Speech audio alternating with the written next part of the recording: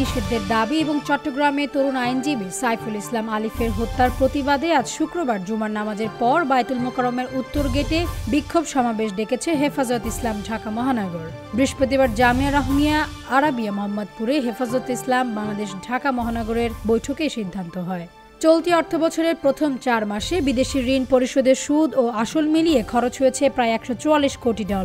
এ সময় দাতা সংস্থা ও দেশগুলো থেকে মোট $120 কোটি 20 লাখ ঋণ ও অনুদান পাওয়া গেলেও পরিশোধের জন্য অতিরিক্ত $23 কোটি 50 লাখ বেশি ব্যয় হয়েছে বলে জানিয়েছে অর্থনৈতিক সম্পর্ক বিভাগ। গণ অধিকার পরিষদের সভাপতি ও সাবেক ডাকসু ভিপি নুরুল হক নূর বলেছেন, গত 15 বছরে আওয়ামী লীগ যে পরিমাণ টাকা অর্জন করেছে তা দিয়ে দেশের অস্থিতিশীলতা সৃষ্টির চেষ্টা করছে। তিনি বলেন, বিএনপির মহাসচিব এবং জাতীয় ঐক্যের প্রধান উপদেষ্টা বর্তমান রাজনৈতিক পরিস্থিতি নিয়ে উদ্বেগ প্রকাশ করেছেন, কারণ নিজেদের মধ্যে বিভেদ তৈরি হলে ফ্যাসিবাদ পুনরায় দেশের রাজনীতিতে প্রবাহিত হতে পারে।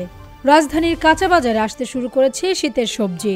গত সপ্তাহের তুলনায় 2টি সবজির দাম বাড়লে অধিকাংশ দামই অপরিবর্তিত রয়েছে। তাছাড়া বাজারে এসেছে নতুন আলু, বিক্রেতা হাঁকাচ্ছেন প্রতি কেজি 100 টাকা। গত সপ্তাহে কাঁচামরিচের ঝাল কিছুটা কম থাকলেও এখন তা আরও বেড়েছে, প্রতি কেজি বিক্রি হচ্ছে 140 টাকা দরে।